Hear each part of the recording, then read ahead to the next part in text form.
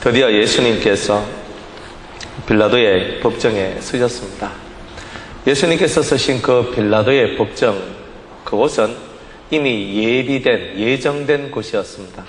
하나님께서 예수님을 죽이시기로 작정하셨고, 그 죽이시기로 작정하셨던 그것의 끝, 그것이 바로 빌라도의 법정이었던 거예요. 왜냐하면 이스라엘 사람들은 로마의 속국이었기 때문에 사람을 죽일 수 있는 권한이 전혀 없었던 것입니다. 그래서 로마의 그런 통치권을 위임받은 그런 총독이 그 심판, 사형에 관한 심판권을 가지고, 재판권을 가지고 있었기 때문에 그들은 결국 본디오 빌라도 앞으로 나오지 않을 수가 없었던 겁니다. 그래서 본디오 빌라도 앞으로 와서 재판을 받고 있는 모습이 바로 19장에 있는 모습입니다. 18장부터 계속 이제 19장에 이르기까지 예수님이 그 빌라도 법정 속에서 이제 당신이 맞이할 최후를 이제 몇 시간 앞두고 준비하고 계시는 장면이 바로 이 말씀드립니다. 빌라도는 예수님을 데리고 와서 채찍질을 합니다. 여러분, 세상 법이든 어떤 법이든 간에 죄가 유죄가 되어야 거기에 대한 형벌을 갈 수가 있는 겁니다. 그런데 오직 예수님은요, 유죄라고 정함받기도 전에 벌써 고통을 당했던 거예요. 우리가 예수님의 이 삶을 바라볼 때 예수님을 정죄하는 것은 꼭 세상만이 아닙니다. 예수님을 정죄하는 것은 꼭 세상만이 아니라 믿는다라고 하는 자들 속에서도 예수님을 정죄하거나 혹은 예수님을 핍박하는 자들이 나온다는 것을 우리는 이렇게 한번 생각을 해봐야 될 문제라는 거죠. 이 당시에 대제사장과 바리새인과 서기관, 율법사 이런 종류의 사람들은 다 하나님을 잘 믿는다, 그리고 종교적 지도자라고 했던 사람들입니다. 그런데 이런 사람들이 세상과 결탁을 하고 있습니다. 여러분들, 무시무시한 말이 나옵니다. 15절에 보면 가이사 외에는 우리에게 왕이 없나이다, 이렇게 얘기를 하고 있습니다. 음란한 교회, 음란한 성도의 모습은 뭐냐 하면은 예수님을 자기 왕으로 삼는 것이 아니라 누구를 자기 왕으로 삼아요? 가이사,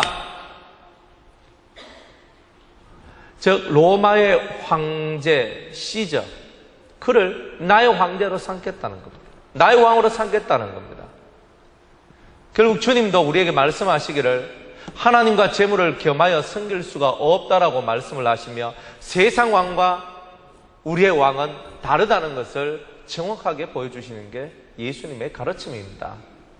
여러분들은 예수님이 가르쳐 주신 바로 우리의 진실한 왕 하나님을 믿고 계십니까? 또한 하나님께서 보내신 우리의 진실한 왕 예수 그리스도를 믿고 계십니까? 하나님을 대신해서 이 땅에 왕으로 오신 예수님, 그래서 우리의 왕이 되셨던 그 예수님을 정말 왕으로 높여드리고 계십니까? 여러분, 누구를 높이고 있습니까?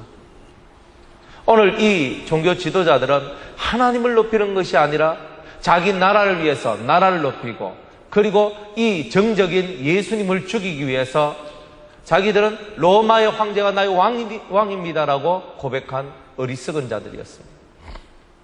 우리들은 그러한 어리석음으로부터 벗어나야 한다는 거죠. 저와 여러분의 왕은 누구이십니까? 여러분의 왕은 누구이십니까? 여러분의 삶을 결정할 수 있는 유일한 왕은 누구이십니까? 예수 그리스도십니다. 여러분들이 그 예수님을 진짜 나의 왕으로 여긴다면 여러분들은 진정 그분의 신하와 같은 삶을 사셔야 된다는 거예요. 나는 당신의 신하입니다. 나는 예수님 당신의 신하입니다. 그런데 이 사람들은 예수님을 자기의 왕으로 삼지 않고 이제 어리석게도 가이사를, 로마의 황제를 자기의 왕으로 삼는 그런 일들을 하고 말았던 것입니다. 그 대신에 우리의 왕이신 예수님을 이제 큰 고통 속으로, 죽음 속으로 밀어놓고 있습니다. 오늘 이 빌라도에게 잡혀갔던 주님은 먼저 채찍을 맞으십니다. 이사야 53장에 그가 채찍을 맞으시면 왜 채찍을 맞으신다고 얘기를 합니까? 그가 모욕을 받으시는 것이 무엇 때문에 모욕을 받으신다고 그럽니까? 이유는 두 가지입니다. 첫 번째는 그가 맞음으로써 우리가 평화를 누리고 오라고 그랬습니다. 그가 채찍에 맞고 모욕을 당함으로 평화를 우리가 누릴 수 있고 또한 우리가 나음을 얻을 수 있다라고 성경은 말씀하고 있습니다. 예수님께서 맞으시는 그 채찍은 결국은 내가 맞아야 될 채찍이었습니다. 예수님이 맞으신 이유는 자신이 내가 맞아야 될 그 채찍을 예수님 자신이 맞으심으로 말미암아 내게 그 고통을 주지 않으시는, 다른 말로 나에게 평화를 주기 위함이라는 것입니다. 그래서 우리는 이렇게 말하죠. 예수님 당신께서 나를 대신하여 채찍을 맞으셨기 때문에 내가 이제 평화를 얻습니다. 룰루랄라 저는 평화합니다라고 생각을 하십니까? 주님은 그렇지 않습니다. 주님은 다른 얘기를 하고 있다는 겁니다. 너희가 평화를 얻는 것은 내가 맞음으로 말미암아 너희들이 평화를 얻을 수 있고 나음을 받을 수 있는 길이 열린 것이다. 하지만 너희가 해야 될 일이 있다라고 얘기를 하는 것입니다. 성경을 한번 찾아보겠습니다. 베드로전서를 보겠습니다.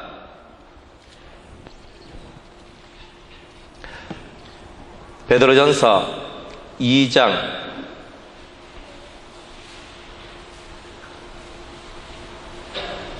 19절로부터 읽겠습니다.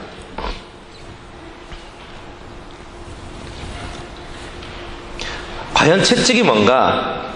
채찍 19절로부터 해가지고 읽겠습니다. 애매히 고난을 받아도 하나님을 생각함으로 슬픔을 참으면 이는 아름다우나 죄가 있어 매를 맞고 참으면 무슨 칭찬이 있으리요. 오직 선을 행함으로 고난을 받고 참으면 이는 하나님 앞에 아름다우니라. 이를 위하여 너희가 부르심을 입었으니 그리스도도 너희를 위하여 고난을 받으사 너희에게 본을 끼쳐 그 자취를 따라오게 하려 하셨느니라. 예수님이 채찍을 맞으신 것은 예수님이 채찍 맞는 그 자취를 따라오게 하기 위해서 채찍에 맞으셨다는 것입니다. 저는 죄를 범치 아니하시며 그 입에 괴사 거짓말이 없다는 겁니다. 거짓말도 없으시며 욕을 받으시되 대신 욕하지 아니하시고 고난을 받으시되 위협하지 아니하시고 오직 공의로 심판하시는 자에게 부탁하시며 친히 나무에 달려 그 몸으로 우리 죄를 담당하셨으니 이는 우리로 죄에 대하여 죽고 의에 대하여 살게 하려 하심이라. 따라합시다. 저가 채찍에 맞음으로 너희는 나음을 얻었나니 나음을 얻었나니 치료를 받았나니 너희가 전에는 양과 같이 길을 잃었더니 이제는 너희 영혼의 목자와 감독 되신 이에게로 돌아왔느니라. 아멘. 따라합시다. 세상병에 걸린 우리를 치료하시는 예수님, 채찍을 맞으신 이유가 세상병에 걸려있는 우리들을 치료하기 위해서다 이 말입니다. 세상이 다인 줄 알고 살아가는 사람, 세상에서 다인 줄 알고 우리가 살아간다는 겁니다. 먹고 마시고 살아가니까, 내 눈에 보이는 것을 따라 살아가니까 이 세상이 전부인 것처럼 살아가고 그렇게 생각하고 그렇게 마음먹고 살아가는 사람들, 내 눈앞에 보이는 고통이 다인 줄 알고 그 고통을 조금이라도 없애기 위해서 힘쓰고 애쓰고 노력하는 우리 인생, 다시 말해서 히브리서 말씀대로 일생에 매여 종노릇하고 죽음의 종노릇하고 일생 자신의 삶의 종노릇하며 살아가는 그 종의 자리에서 나음을 얻게 해주시겠다는 거예요. 치료받게 해주시겠다는 거예요. 그것 때문에 얻는 고통 속에서, 그것 때문에 얻는 괴로움 속에서 벗어나게 해주겠다는 겁니다. 그게 바로 예수님이 나를 위하여 채찍 맞으신 이유라는 것입니다. 그러면 뒤집어 놓고 얘기해서 이제 오늘 우리는 예수 그리스도를 위해서 사는 것입니다. 그렇다면 예수님의 자체를 따라가야 되는 거죠. 오늘 우리가 세상 속에서 채찍을 맞아야 된다는 것을 뒤집어 놓고 주님은 이렇게 얘기하고 있는 것입니다. 그러면 세상에서 우리가 채찍을 맞아야 될 이유가 뭡니까? 세상 사람들을 치료시키기 위해서입니다. 우리가 욕을 먹지 아니하고 우리가 멸시와 천대를 받지 아니하면 세상의 욕과 멸시와 천대가 사라지지 않는다는 것입니다. 우리가 흡수해 가야 된다는 거예요. 왜 그러냐면 우리가 선한 일을 하고 착한 일을 하고 멋진 의로운 일을 계속하면요, 세상은 우리를 비아냥거리고 욕을 하고 핍박하고 채찍질하고 정말 안 좋은 그런 것들을 합니다. 그런데 우리의 선이 그 악을 삼킬 그날이 올 때까지 우리는 인내로서 그 길을 가야 합니다. 채찍을 맞아야 합니다. 그래서 우리의 속에 있는 이 삶의 빛이, 아름다운 선이 이 세상의 악을 삼키게 될 때에 이때까지 했던 그들의 조롱과 멸시와 천대와 채찍질이 변하여서 무릎을 꿇고 하나님 앞에 경배와 찬송을 올리는 자로 바뀌게 된다는 겁니다. 여러분들, 멸시하지 않고 천대시하지 않고 채찍질하지 않는 사람은 다시 돌이켜서 주님을 믿기가 어려운 것입니다. 그래도 뭔가 그리스도를 향해서 반하는 마음이 있는 사람들이 바뀌어서 큰 열심히 있는 하나님의 일꾼들이 됩니다. 그 대표적인 사람이 바로 사도 바울입니다. 사도 바울이 언제부터 예수와 연관관계가 되어 있었겠습니까? 그는 스데반이 죽을 때부터였습니다. 스데반이 죽을 때, 스데반 집사님이 순교당하실 때에 그 사람들, 돌을 들고 스데반을 쳐서 죽이려고 했던 그 사람들의 옷을 받았던 사람, 그 사람이 바로 사도 바울입니다. 순교자의 피 앞에 있었던 사람이 돌을 맞고 수치를 당하고는 바로 그 고통, 죽음 속에서 태어난 사람이 누구냐? 그게 바로 사도 바울입니다. 어쩌면 스데반의 순교는 단순한 순교가 아니라 이 땅의 위대한 전도자 한 명, 그를 핍박하고 그리스도인들을 핍박했던 한 사람을 돌이키기 위해서 바쳐진 그런 피였다는 것입니다. 예수님이 채찍을 맞으신 것은 바로 자신이 채찍을 맞음으로 말미암아 이 세상의 고통을 자기가 안고 가겠다는 의지가 그 속에 담겨져 있는 것입니다. 오늘 저와 여러분들이 채찍 맞는 것을 두려워하지 마시기 바랍니다. 예수님의 이름을 끝까지 믿고 의지하며 자신의 굳은 믿음과 신의를 지켜나가는 그 사람은 결국에는 이기고 마는 것입니다. 비록 지금은 예수님은 채찍을 맞고 춤뱉음을 당하며 그리고 크나큰 고통과 죽음 속에 들어가지만 3일 후에는 예수님 다시 살아나십니다. 그와 같이 우리들도 그 채찍과 모욕과 수치 속에 사는 그 짧은 날을 우리는 축복의 날로 여기며 오히려 그것을 내가 수치와 모욕과 채찍을 맞음을 통하여 이 세상에 채찍이 없는 세상, 이 세상에 수치가 없는 세상, 이 세상에 전쟁이 없는 세상을 만들어낼 수 있다는 것을 믿고 오히려 내가 받는 고난을 더 기쁨과 감사로 받을 수 있는 자가 되는 것, 그것이 바로 예수님을 진심으로 믿고 따라가는, 그분의 발자취를 따라가는 자의 삶이라고 말할 수 있는 것입니다. 복음을 전하다가 예수님처럼 살다가 여러분이 고난당하고 여러분이 아픔을 당하고 여러분이 괴로움을 당한다 해도 기뻐해야 될 것은 3일 후에 예수님이 부활하신 것처럼 우리에게 승리의 날이 다가오기 때문입니다. 주님은 오늘 또 우리에게 이 채찍만 맞으신 것이 아니라 군병들이 가시로 멸관을 엮어서 그의 머리에 씌우고 자색 옷을 입혔다라고 얘기를 합니다. 두 번째로 주님은 우리를 위하여서 가시면류관을 쓰셨습니다. 사랑하는 여러분, 가시면류관이 뭡니까? 가시로 만든 모자입니다. 가시로, 그러면 머리에 내려앉으면 이 머리에 가시가 박혀 들어가는 것입니다. 피가 흐르겠죠. 피가 흐르는 건 두 번째입니다.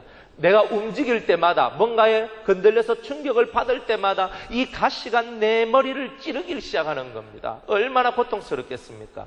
여러분, 충격이 오면요, 충격이 이 머리가 흔들릴수록 머리에 가만히 있으면 처음 고통이 우리하게 남아있겠지만 계속 예수님이 가시 면류관을 쓰고 십자가를 지고 골고다 언덕을 올라가시는 겁니다. 너무 힘이 들어 쓰러지며 구릅니다. 그러면 여기에 부딪히면 여기 있던 가시가 머리를 찌르고 들어오고 여기에 부딪히면 여기 있던 가시가 머리에 찌르고 들어오는 것입니다. 왜 주님은 그런 가시 면류관을 쓰셔야만 했겠습니까? 여러분 보고 가시 면류관 100개를 만들어서 여러분 머리에 하나를 씌우고 일주일 동안 사십시오라고 얘기한다면 여러분들은 단 하루도 버티기가 어려울 것입니다. 왜? 너무나 심히 고통스러워 눕지도 못합니다. 왜 눕지 못합니까? 누우면 뒤통수를 찔러대니까, 앞으로 누워도 찔러대고 옆으로 누워도 찔러대니까 하루 온종일 누울 수가 없는 것입니다. 그게 가시면류관인 것입니다. 사랑하는 여러분, 그런 면류관을 예수님이 쓰신 것은 우리에게 뭔가 원하는 것이 있고 또 우리 또한 예수님과 같은 가시면류관 쓰기를 원하고 있더라는 것입니다. 그게 뭔가? 우리의 생각들이 변화되기를 원하시는 거였어요. 나쁜 생각이, 이 가시는 양심을 찌르는 주님의 그런 채찍과 같은 것입니다.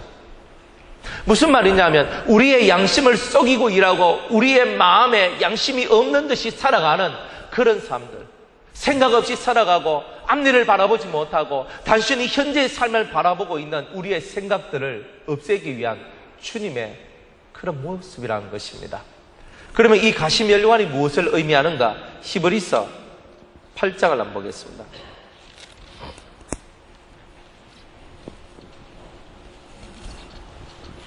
히브리서 8장 8절로부터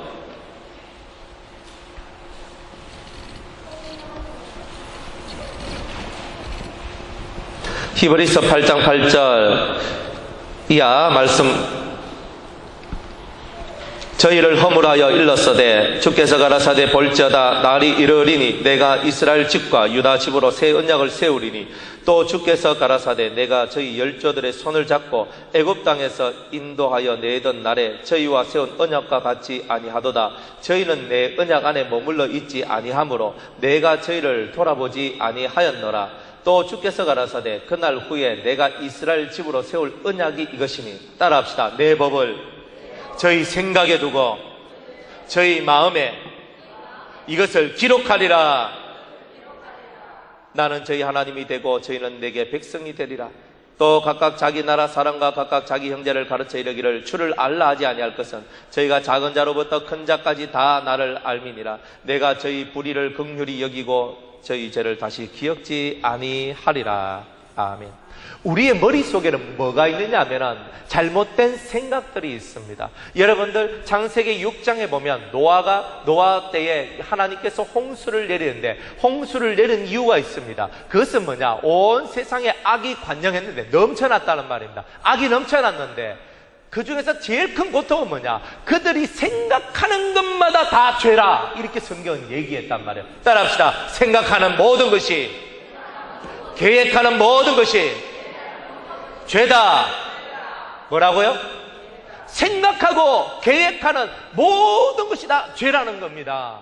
이 머리가 다르게 얘기하면 양심이 마비됐다는 뜻입니다. 악한 것을 생각하고 악한 것을 말하고 악한 것을 계획하는데 내 마음에 찔림이 없다는 것은 양심이 확 맞았다는 뜻입니다. 그래서 하나님께서는 양심에 화인 맞는 자들을 만들지 않기 위하여 예수님 머리에 가시면류관을 씌우신 겁니다. 생각과 계획들의 모든 악으로부터 우리를 건져내기 위해서. 그래서 주님은 자신이 가시면류관을 쓰시면서 우리에게는 뭘 주셨느냐? 내 법을 저희 생각에 두고 저희 마음에 이것을 기록하리라. 내 법을 저희 머릿속에, 저희 생각 속에 두겠다는 겁니다. 이 법이 내 머릿속에, 주님의 언약이 내 가슴 속에서 살아 역동하며 움직이도록 만들어 내시는 것, 그것을 위하여서 주님은 가시면류관을 쓰셨던 거예요. 사랑하는 여러분, 오늘 주님이 쓰셨던 그 가시면류관을 저와 여러분들도 써야 됩니다. 잘못된 생각을 하고 있는 우리의 머리를 쪼아야 된다는 거예요. 악한 생각을 하고 잘못된 계획을 하고 있는 우리의 머리를 쪼아야 된다는 거예요. 악에 물든 우리의 머리를 이 가시로 찔러야 되는 거예요. 회개해야 된다는 것입니다. 주님이여, 그렇습니다. 내 생각 자체가 악합니다. 내 생각에 믿음이 없습니다. 내 생각에 자비가 없습니다. 내 생각에 사랑하는 마음이 없습니다. 긍휼히 불쌍히 여기는 마음이 없습니다. 하나님이여, 내 머리가 나만을 생각하는 이기적인 마음입니다. 주님, 저를 용서해 주시옵소서. 가시면류관을 쓰고 나를 회개하고 내 속에 있는 이 생각들이 변화되기를 바라는 그 마음들이 저와 여러분들에게 있어야 된다는 것입니다. 그런 자가 이제 뭘 하느냐? 다른 사람 생각 속에 주님의 법을 넣어주고 다른 사람의 마음 속에 주님의 마음을 불어넣어주는 사람이 될 수가 있다는 것입니다. 할렐루야. 여러분들, 예수님이 쓰신 가시면류관은 그들의 나쁜 생각을 내가 다 가져가겠다는 뜻입니다. 그들이 가지고 있던 더러운 생각들을 내가 다 가지고 가겠다. 그리고 너희들에게 이제 순결한 생각, 아름다운 생각, 참으로 하나님 앞에 복된 생각, 그것을 할 수 있는 그런 머리를 내가 주길 원한다는 그 주님의 희생과 그 주님의 사랑이 그 안에 담겨져 있는 것입니다. 이제 우리는 주님의 본을 쫓아서 그분을 따라가는 사람입니다. 그분을 따라가는 우리들은 어떻게 살아야 됩니까? 그분이 쓰셨던 가시면류관을 우리가 쓰고 먼저 내 양심을 찌르고 내 생각을 바르게 하고 내 마음을 바르게 하고, 그래야 해서 다른 사람이 나를 보면서 저분은 작은 티끌과 같은 작은 죄도 저렇게 눈물을 흘리며 회개하고 기도하시는구나. 나도 저분처럼 회개하고, 그분이 말 한마디 조금 우리한테 조금 아무것도 아닌데 사실은, 근데 말 한마디 생각 하나 작은 정말 티끌 같은 죄 하나도 이 가슴에 두지 않고 이 마음에 두지 않고 이 머리에 두지 않고 못된 모든 것들은 이 머리와 마음속에서 다 버리기 위하여 저렇게 회개하시는구나. 이런 것들을 우리 주위에 있는 사람들이 보면서 회개하기를 시작하는 겁니다. 그렇습니다. 주님 용서하여 주시옵소서. 그래서 이 세상을 회개하는 세상 만드는 겁니다. 그게 바로 그들 머리에 가시면류관을 씌우는 것입니다. 사랑하는 성도 여러분, 여러분 머리에는 가시면류관이 써 있는 것입니까? 여러분 머리에는 예수님의 피 흘린 자국이 있습니까? 여러분 머리에는 말씀을 인하여 양심을 인하여서 그래서 찔려서 피가 흘렸던 그런 자국들이 있습니까? 이것은 예수님이 가지고 계신 5가지 흔적에 관한 내용입니다. 오늘 우리가 가져야 될 흔적이 있다 이 말입니다. 그것은 단순히 머리가 찔렸습니다, 내 등에 채찍 자국이 있습니다, 내 손과 발의 옆구리에 그런 못자국과 창자국이 있습니다 하는 것이 중요한 것이 아닙니다. 내 삶에 예수님의 일하는 흔적을 통하여 죄가 못 박히고 죄가 찔리고 죄가 벗어나가고, 그것은 곧 내 살집이 떨어져 나가고, 그것은 곧 내 피가 흘러내려온 것과 같은 고통의 시간들을 거친 그런 자국들이 있다는 것을 얘기하고 있는 것입니다. 사랑하는 성도 여러분, 여러분들 생각 속에 주님의 법이, 여러분의 마음 속에 주님의 새로운 언약들이 기록되기를 원하십니까? 예수님처럼 가시면류관을 쓰시기를 주의 이름으로 축복합니다. 사랑하는 여러분, 예수님께서 우리에게 쓰셨던 이 가시면류관은 우리를 행복하게 만들기 위한 하나의 희생이었습니다. 여러분, 예수님이 채찍에 맞으신 것도 우리를 행복한 그리스도의 나라로 인도하기 위한 자신의 희생이었습니다. 한 사람이 죽음으로 만 사람이 구원을 받은 것처럼 저와 여러분 한 명이 희생됨으로 만인이 구원을 받는 것입니다. 우리는 철저하게 그리스도 안에서 희생하는 법을 배워야 됩니다. 자기를 비우고 자기를 희생하는 법을 배우는 자만이 세상을 변화시킬 수 있는 힘을 가진 것입니다. 자기를 내어 던질 수 있는 것, 자기를 버릴 수 있는 그 마음만이 이 세상을 새롭게 만드는 겁니다. 이론이 아닙니다. 많이 알고 있다고 그것이 세상을 변화시키는 것이 아닙니다. 아는 것이 아니라 그 아는 것을 통하여 자기를 희생하고 자기를 헌신하는 삶을 살아가는 그 희생의 삶, 그 헌신의 삶이 우리 가족을 변화시키고 세상을 변화시키는 것입니다.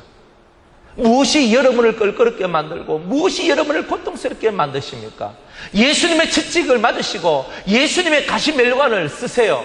그것이 바로 우리 가정을, 우리의 가족을, 우리의 삶을 새롭게 하는 길인 것입니다.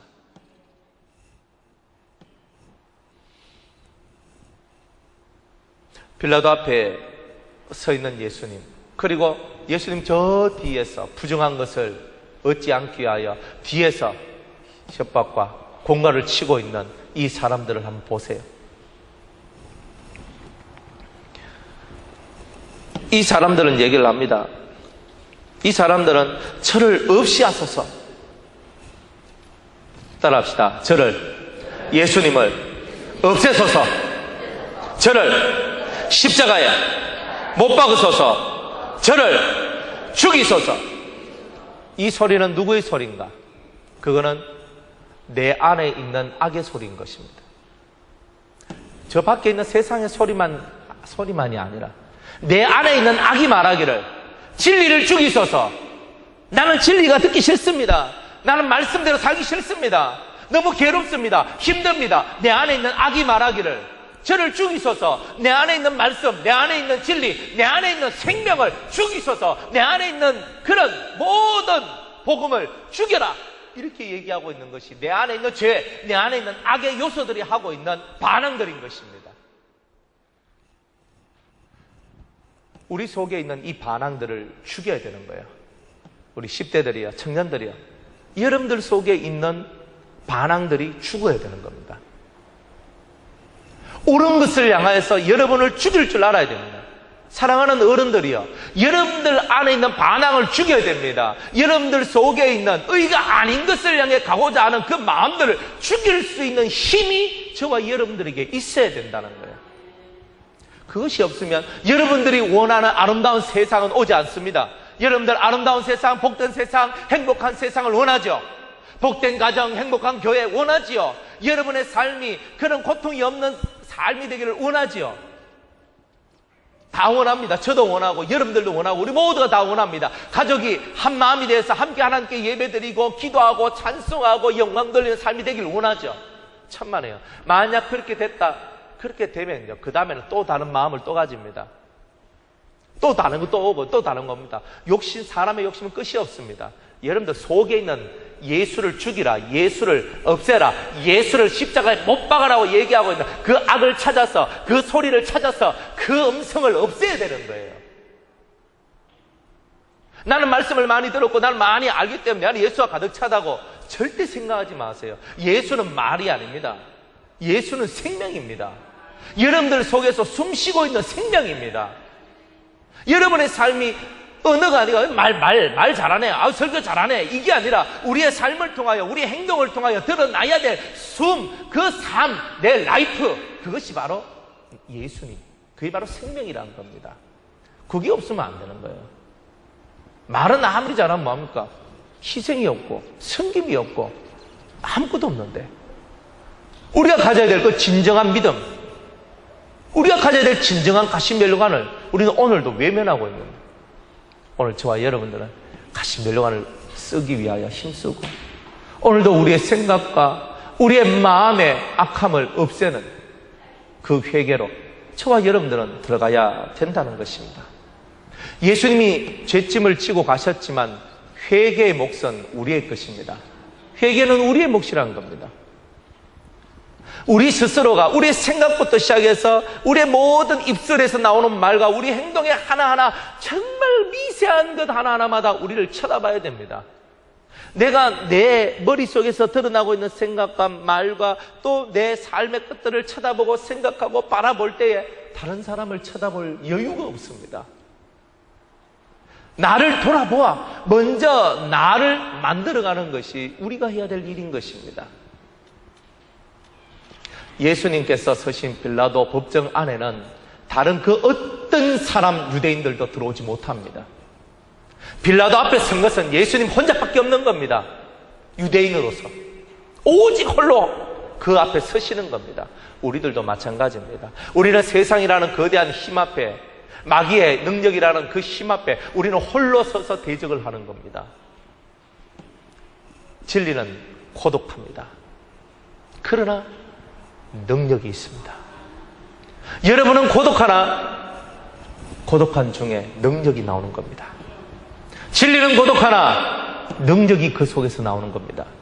그래서 빌라도를 향하여서 담대히 이렇게 말씀할 수 있는 겁니다. 10절에 빌라도가 가로되 내게 말하지 아니하느냐, 내가 너를 놓을 권세도 있고 십자가에 못 박을 권세도 있는 줄 알지 못하느냐. 빌라도는 말합니다. 세상의 힘들이, 내 안에 있는 세상의 왕이 말을 하기를 내가 너를 놓아줄 권세도 있고 내가 너를 십자가에 못 박을 권세도 있는 줄 너는 모르느냐, 급박하고 있는 거죠. 그때 예수님께서 말씀하십니다. 위에서 하나님이 주지 아니하셨다면 나를 해할 권세가 네게는 없다.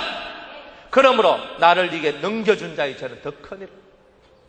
유대인들의 죄가 얼마나 큰지요.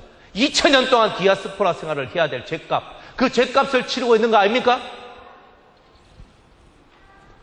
여러분, 나와 내 자손에게 이 죄값을 돌리소서, 이 유대인들이 그렇게 말을 했을 때 1900년 동안 디아스포라 생활을 한 게 유대인입니다.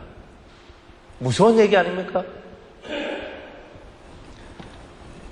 예수님을 진리를 해할 수 있는 일은 하늘이 그 권세를 줘야, 인정을 해줘야 되는 겁니다. 하나님이 인정 안 하면 예수님이 죽을 이유가 없는 거예요. 즉, 의도된 죽음이 바로 예수님의 죽음이었다는 거예요. 이제 말씀을 맺겠습니다. 여러분의 왕은 누구이십니까? 예수님은 의도된 죽음을 죽으셨습니다. 하나님에 의해서. 이제 우리는 예수님에 의해서 의도된 죽음을 죽어야 됩니다. 내 생각이 죽고, 내 속에 있는 악이 죽고, 잘못된 계획이 죽고, 우리의 교만이 죽고, 우리의 모든 음란함과 우리의 모든 아집과 우리의 모든 거짓된 것들이 죽어야 되는 것입니다. 이제 그것을 다 죽이고 예수님이 쓰셨던 가시면류관을 쓰시는, 그러나 3일 동안 내가 그 가시면류관 속에 있다 할지라도 3일 후에 우리는 부활의 영광의 아름다운 7면류관으로 쓰게 되는 역사가 있게 될 줄로 믿습니다. 가시면류관이 곧 저와 여러분의 것입니다. 기도하겠습니다. 하나님, 가시관을 쓰신 예수님을 담는 우리 모든 성도님들이 되게 하여 주시옵소서.